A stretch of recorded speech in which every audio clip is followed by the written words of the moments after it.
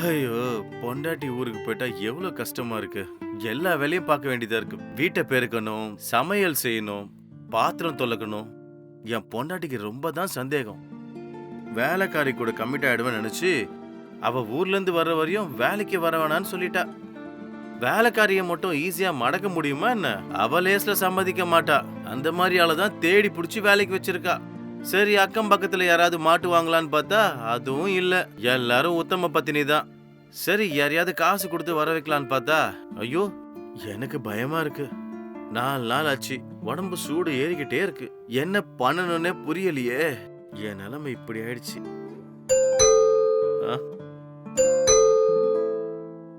ஆ? வர யாரா இருக்கும்? அவன் தான் காசுக்காக வந்திருப்பான்.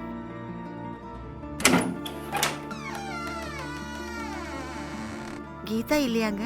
நான் கீதா பார்க்க வந்திருக்கேன். ஆ? ஆ, மேடம் நீங்க நான் உங்க ஒய்ஃப் கீதாவோட ஃப்ரெண்டுங்க. அப்படியா? உங்க ஒய்ஃப் வீட்ல இல்லையா? இல்லங்க, கீதா ஊருக்கு போய் 4 நாள் ஆகுதுங்க. நீங்க அவளுக்கு ஃபோன் பண்ணலையா? உங்க ஒய்ஃப் என் போனை ரிசீவ் பண்ண மாட்டாங்க. வெளியவே நிக்கிறீங்க, வாங்க உள்ள வாங்க. இல்ல வேண்டாங்க. உங்க ஒய்ஃப் இல்லாதப்ப நான் வீட்டுக்குள்ள வந்தா நல்லா இருக்காதுங்க. இப்படி வெளிய நின்னு பேசினா 4 பேர் பார்த்தா தப்பா நினைப்பாங்கங்க. சொல்றேன்ல உள்ள வாங்க, ப்ளீஸ் உள்ள வாங்க. சரிங்க, நான் வரேன். ம். என்னமா இருக்கா?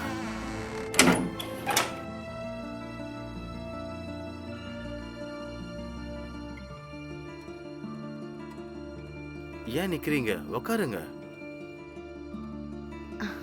குடிக்க தண்ணி கொண்டு வரேன். ஆ,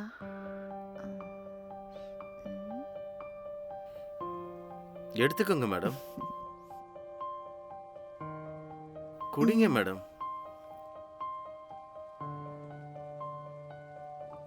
இப்ப சொல்லுங்க. என் வைஃப் உங்க போனையே ரிசீவ் பண்ண மாட்டா. உங்ககிட்ட சொல்லக்கூடாது. ஆனா நீங்க கேக்குறதுனால சொல்றேன். உங்களுக்கு தெரியாம உங்க ஒய்ஃப் என்கிட்ட அவங்க 1.5 லட்சம் ரூபாய் கடன் எது? வாங்கியிருக்காங்க. கடன் வாங்கியிருக்காளா? ம். போன மாசம் உங்க ஒய்ஃப் காதுக்கு கம்மல் வாங்கினாங்களே, ஞாபகம் இருக்கா? அது அவங்க அக்கா கொடுத்ததா சொன்னா. அக்காவாவது சொக்காவாவது. சாரிங்க, பரவாயில்ல. நான் தெரியாம கேஷுவலா பேசிட்டேன் ம், அப்படின்னு உங்ககிட்ட போய் சொல்லியிருக்கா. அந்த பணத்தை நான் தான் கொடுத்தேன். அப்படியா? ம். ஐயோ, இதை உங்க ஒய்ஃப் கிட்ட கேட்காதீங்க. அப்புறம் எங்க 2 பேருக்குள்ள பிரச்சனை வரும். ம். கேட்க மாட்டேங்க. ம். அப்போ எனக்கு தெரியாம எவ்வளோ கதை ஓடுது போல. ம். ம். அதான் பொண்ணோட ஆழ் மனசையும் கடலோட ஆழத்தையும் பார்க்க கூடாதுன்னு சொல்லுவாங்க. ம். என்னங்க, இங்க இருந்து தஞ்சாவூர் எவ்வளவு தூரங்க? எது கேக்குறீங்க? உங்க ஒய்ஃப் இருக்காங்கன்னு வந்தேன். ஃபோன் பண்ணாலும் அவங்க ஃபோன் எடுக்கல. ஆ, அவங்களுக்கு என் மேல அவ்வளோ பாசம். ம். ஒரு வேலையா நான் சென்னைக்கு வந்தேன். உங்க ஒய்ஃப் என்னன்னா ஊருக்கு போயிட்டாங்க. அதனால நான் எங்க சொந்தக்காரங்க வீட்டுக்கு போறேங்க.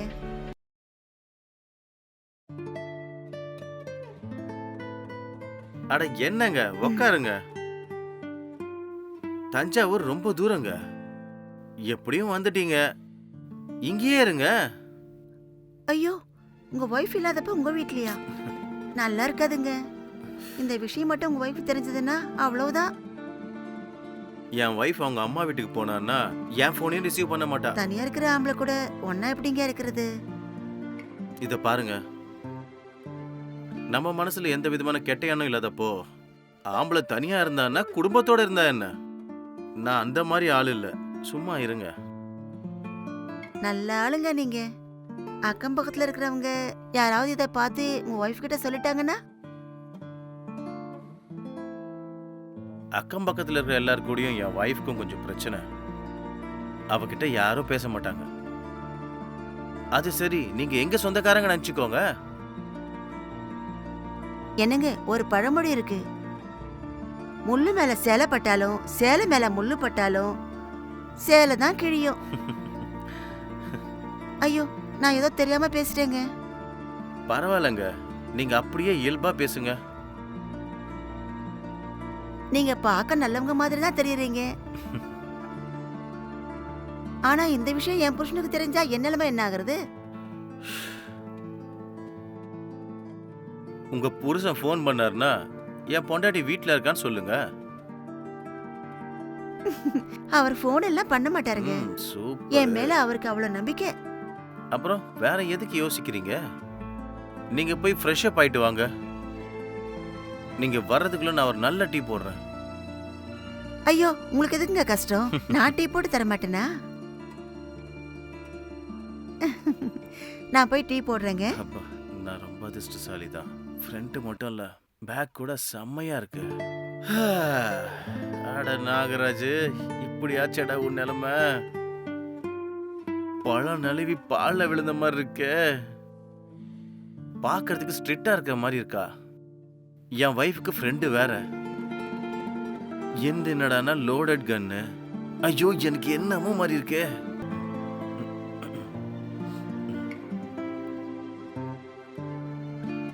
இந்தாங்க டீ. என்னமா இருக்கா?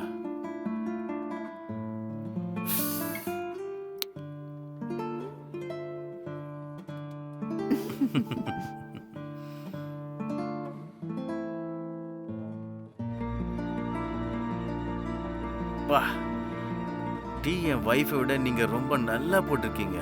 சும்மா இருங்க. என் டீ நல்லா இருக்காதுன்னு எங்க வீட்டுக்காரர் சொல்லுவாரு. அதுக்கு தான் பெரியவங்க எப்பவுமே பக்கத்து வீட்டு மாங்காய் தான் ருசியா இருக்கும்னு சொல்லுவாங்க. உங்க வீட்டுக்காரர் என்ன பண்றாருங்க? அவர் ஒரு சொசைட்டி பேங்க்ல வேலை செஞ்சுட்டு இருக்காருங்க. ஓ, உங்களுக்கு எத்தனை பசங்க மேடம்?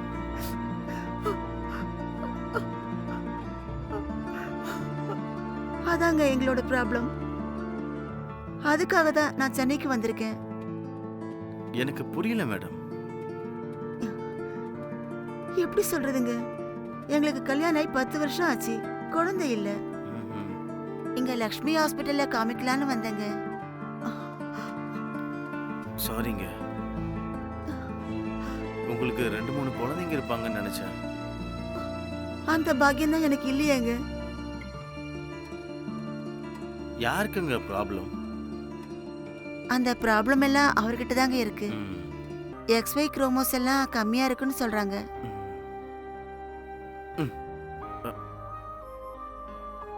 யாருங்க உங்க வைஃபா கால் பண்றது?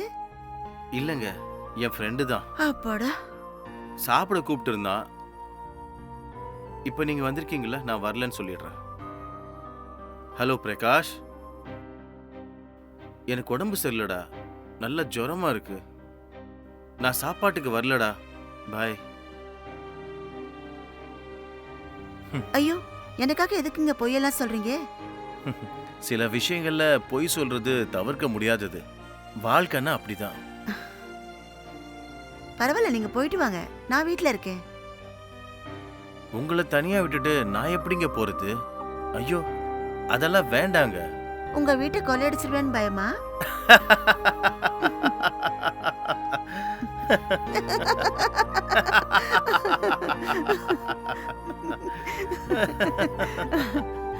நீங்க செம்மையா ஜோக் அடிக்கிறீங்க.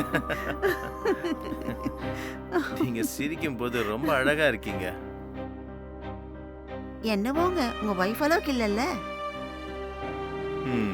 மறுபடியும் என் வைஃபை ஞாபகப்படுத்திட்டீங்களே. அவ சிரிப்புல உயிரே இருக்காது. என் பொண்டாட்டி சரியான கில்லாடி. என்னங்க அப்படி சொல்றீங்க? உங்க வைஃப் அழகா இருப்பாங்கல்ல? அழகா விடுங்க, மனசு அழகா இருக்கணும்ல. அவளை பார்த்தாலே எனக்கு எனக்குன்னு சொல்லி நிறுத்திட்டீங்க. அதுக்கப்புறம் சொல்லுங்க. உங்ககிட்ட சொல்றதுக்கு என்ன? அவளை பார்த்தா மூடே வராது. மோசம்.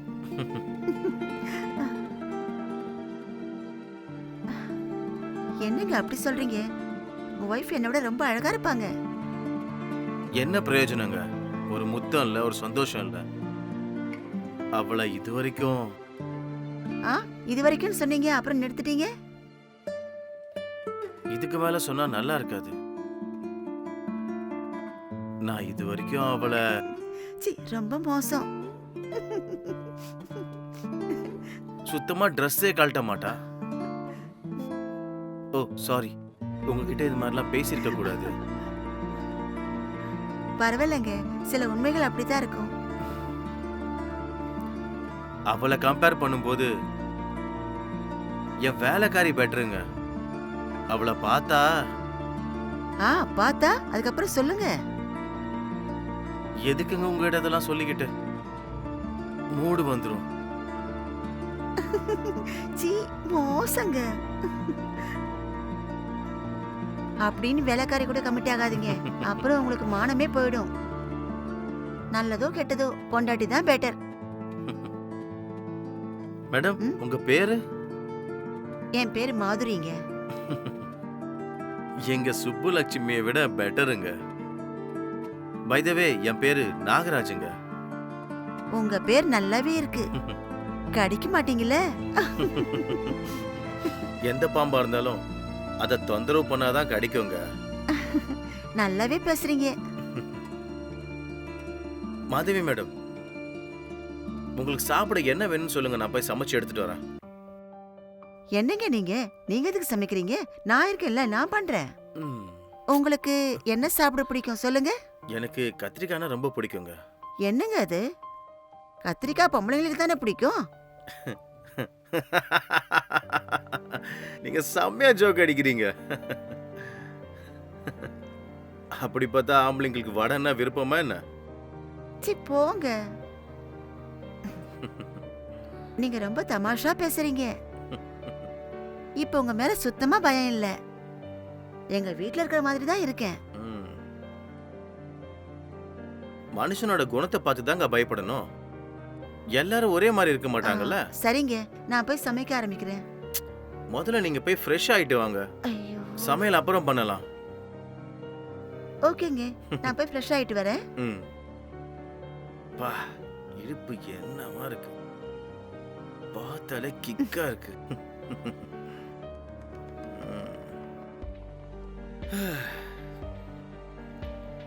அப்புறம் என்னடா, கொம்பு எடுத்து மாங்காய் அடிக்க போறியா என்ன? ஆஹா, ஃபேமிலில டிஸ்டர்ப் ஐயா டேய். Control control.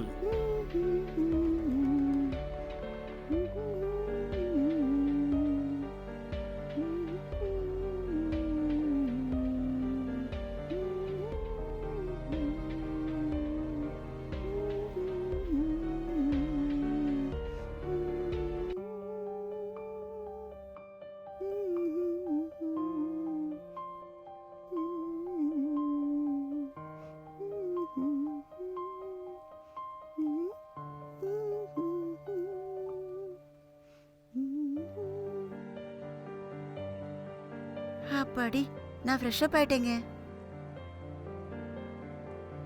மாதவி மேடம், ம், நீங்க நைட் எல்லாம் பிரயாணம் பண்ணி களைச்சு போயிருப்பீங்க. நீங்க போய் இப்ப சமைக்கலாம் வேண்டாம், வெளியே ஆர்டர் பண்ணி வர வைக்கிறேன். வேண்டாங்க, நான் சமைக்கிறேன்னு சொல்றேன்ல. வேண்டாங்க, அப்படி சமைக்கிறதா இருந்தா சாயங்காலம் பாத்துக்கலாம். இப்ப நான் சொல்றதை கேளுங்க. ஓகே, உங்க விருப்பம். ம். அப்புறம் வேற என்ன விசேஷம் சொல்லுங்க. ஆ, அது வேற ஏங்க கேக்குறீங்க? நிறைய பிரச்சனை இருக்குங்க. அதான் என்னன்னு சொல்லுங்க. ஆமா, சாப்பிட்டதுக்கு அப்புறம் ஹாஸ்பிடலுக்கு செக்கப்புக்கு போகணும். கூட வரதுக்கு டைம் இருக்காங்க? உங்க இஷ்டங்க. ஹாஸ்பிட்டலுக்கும் கூட்டிட்டு போறேன், அப்படியே விஆர் மாலுக்கும் கூட்டிட்டு போறேன். அப்படியா? அது எங்கங்க இருக்கு? அதுவா, அது இப்பதான் சென்னையில ரொம்ப ரீசெண்டா கட்டியிருக்காங்க. உள்ள போய் பாத்தீங்கன்னா அப்படியே மிரண்டுருவீங்க. நான் சென்னையை சுத்தி பார்த்து என்ஜாய் பண்ண வரலங்க. குழந்தை பிறக்குங்கிற ஆசையில தாங்க இந்த ஊருக்கு வந்தேன். நீங்க உங்க ஊர்ல செக் பண்ணலையா? நிறைய டாக்டர்ஸ் பார்த்தேங்க, ஆனா பிரயோஜனமே இல்லைங்க. லட்சக்கணக்கா செலவு பண்ணிட்டேன், ஆனாலும் பிரயோஜனம் இல்லைங்க. இங்க ஒரு லேடி டாக்டர் பத்தி கேள்விப்பட்டு தான் இங்க வந்திருக்கேன். ம்ஹும். உங்க வீட்டுக்காரருக்கு தானே ப்ராப்ளம் இருக்குன்னு சொன்னீங்க. அப்ப ட்ரீட்மெண்ட்டுக்கு அவரு தானே வரணும். அவர் கூட மெடிசன்ஸ் எல்லாம் யூஸ் பண்ணிட்டு தாங்க இருக்காரு.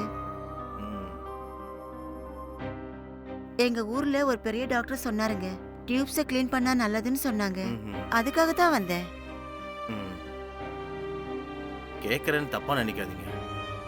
உங்க ஹஸ்பண்ட் உடல் ரீதியா உங்களுக்கு ஓகே தானே? அந்த விஷயத்துல எந்த பிரச்சனையும் இல்ல. நல்ல ஃபிட்னஸ். அப்ப உடல் ரீதியா சாட்டிஸ்ஃபேக்ஷன் சொல்றீங்க. ஓகே தாங்க. ஆமா, உங்களுக்கு ஏன் குழந்தையே இல்ல? சொன்ன இல்லைங்க, என் வைஃப் ஒரு மாதிரியானவ. ஏன் அவங்க குழந்தை வேணான்னு சொல்றாங்களா? குழந்தை பிறந்தா அவ அழகு கெட்டு போயிடுமா, அதனால தான் காப்பாட்டி போட்டுக்கிட்டா. ஆ, அங்கங்க குழந்தையே இல்லைன்னு வருத்தப்படும் போது உங்க ஒய்ஃப் ஏங்க இப்படி பண்றாங்க? அதாங்க அவகிட்ட இருக்கிற பிரச்சனையே. என்ன பண்றது? சப்போஸ் என் வைஃப் இடத்துல மட்டும் நீங்க இருந்திருந்தீங்கன்னா செம்மையா இருந்திருக்கும். சாரிங்க, நான் ஏதாவது தப்பா பேசிட்டேனா? இல்லங்க, சரியா தான் பேசுறீங்க. நீங்க ரொம்ப மெச்சூர்டான லேடியா இருக்கீங்க. உங்க கூட என்ன வேணா பேசலாம், எந்த பிரச்சனையும் இல்லை. அதனால என் மனசுல உள்ளது சொல்றேன். விருப்பம் இருந்தா ஓகே சொல்லுங்க, இல்லனா நோன்னு சொல்லுங்க. ஆ, பரவாயில்ல, சொல்லுங்க. நீங்க குழந்தைக்காக பண்ற முயற்சி எல்லாம் வேஸ்ட்டுங்க. என்னங்க நீங்க இப்படி சொல்லிட்டீங்க? ப்ராப்ளம் அவர்கிட்ட இருக்கும்போது நீங்க என்ன பண்ணாலும் வேஸ்ட் தானே. அதுக்காக இப்ப நீங்க ஹாஸ்பிட்டலுக்கு எவ்வளவு செலவு பண்ணலாம்னு இருக்கீங்க? சொல்ல முடியாது. 25,000 ஆகலாம், அதுக்கு மேலேயும் ஆகலாம். உங்களுக்கு ஒரு பைசா செலவு இல்லாம குழந்தை பிறக்கும். எப்படிங்க? நீங்க சென்டிமெண்டலா எதுவும் பார்க்காம டேர் பண்ணீங்கன்னா குழந்தை பிறக்கும். பாருங்க, அன்னைக்கு குந்தி தேவி சூரியன் கூட சேர்ந்து கர்ணனுக்கு உயிர் கொடுத்தா. புருஷன் கூட சேர்ந்து இல்லல்ல. நீங்க என்ன சொல்ல வரீங்கன்னு எனக்கு சுத்தமா புரியல. அது என்னன்னா, நீங்க மட்டும் டேர் பண்ணீங்கன்னா நான் உங்களுக்கு ஹெல்ப் பண்றேன். ம்?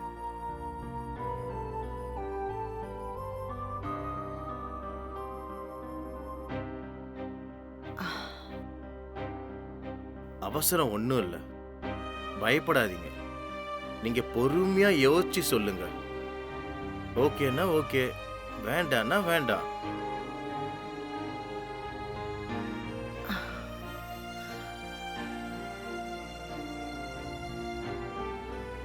சரி, இங்கே யோசிக்க வேண்டாம். நீங்க பொறுமையா அந்த ரூம்ல போய் யோசிச்சுட்டு சொல்லுங்க. என்ன சொல்றதுனே புரியல. அந்த மாதிரி செஞ்சா தப்பு தானே? நீங்க கன்ஃபியூஸ் ஆகாதீங்க. நீங்க நல்ல பொறுமையா யோசிங்க. ஹாஸ்பிட்டல் செலவு, அலைச்சல் இதெல்லாம் தேவையா? ஒரு தடவை டேர் பண்ணுங்க. ம். என் புருஷனை நினைச்சாதான் எனக்கு கொஞ்சம் வருத்தமா இருக்குங்க. ஒரு விஷயம் வேணும்னா சிலதை விட்டுதான் ஆகணும், டேர் பண்ணணும். உங்களுக்கு குழந்தை பிறந்தா உங்க புருஷ முகம் எப்படி இருக்கும்னு யோசிச்சு பாருங்க. கடவுளே,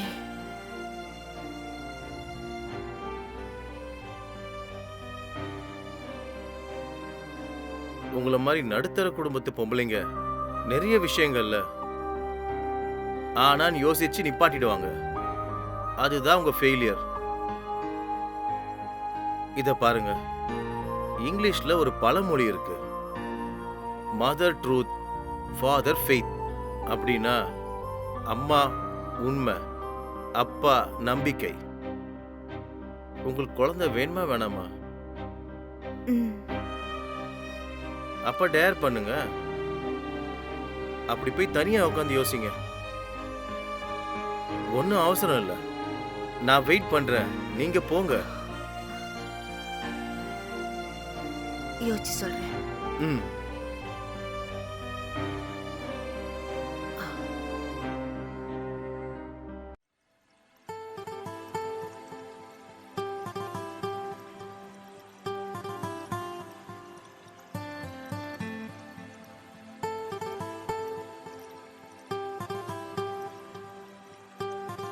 என்ன என் நிலைமை ஒன்னும் புரியலையே நாகராஜ். மேடம் மைண்ட் சேஞ்ச் ஆயிடுச்சு. முடிவெடுக்க தான் லேட்டு. பார்க்கலாம். ஐயோ, கதவை எப்ப திறக்க போறான்னு தெரியலையே. ஓகேன்னு சொல்லு. குழந்தை வேணுங்கிற என்னோட ஆசை அதனால தான் முதல் தடவையா நான் தப்பு செய்ய போறேன். அது தப்பா சரியாங்கிறது கடவுளுக்கு தான் தெரியும். எனக்கு குழந்தை பிறந்தா போதும். என் புருஷன் முகத்துல சந்தோஷத்தை பார்க்கணும். அதுக்காகவே தப்பு பண்றேன். என்ன முடிவு பண்ணியிருக்கீங்க? வாங்க உள்ள. ம்.